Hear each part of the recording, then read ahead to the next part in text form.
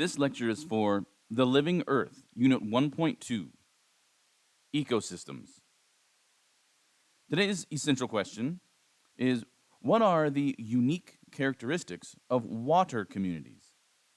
What are the unique characteristics of water communities?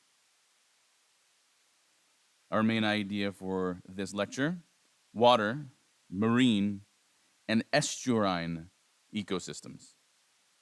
Freshwater, marine, and estuarine ecosystems. Ecosystems in water are called aquatic ecosystems. These ecosystems may be freshwater or marine depending on the salinity levels. Freshwater ecosystems cover a small percentage of Earth's surface. They have very low salinity and form in rivers, lakes, ponds, streams, and wetlands. Marine ecosystems cover about 3/4 of the Earth's surface and contain moderate to high levels of salinity. Remember, that refers to dissolved salts.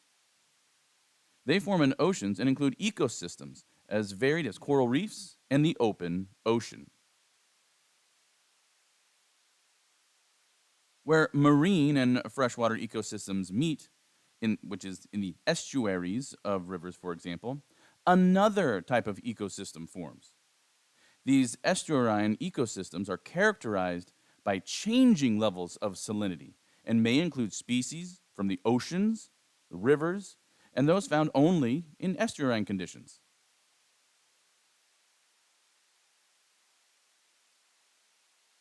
As with terrestrial communities, water communities are affected by changes to their environment.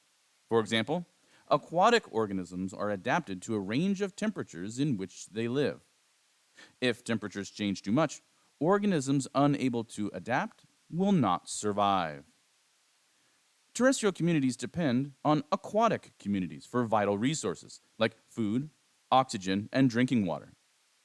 For example, marine algae provide much of Earth's oxygen supply and take in large amounts of carbon dioxide from the atmosphere.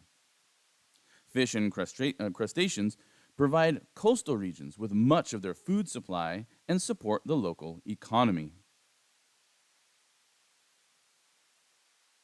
At this point, you should be able to generate a full and appropriate response to today's essential question. What are the unique characteristics of water communities?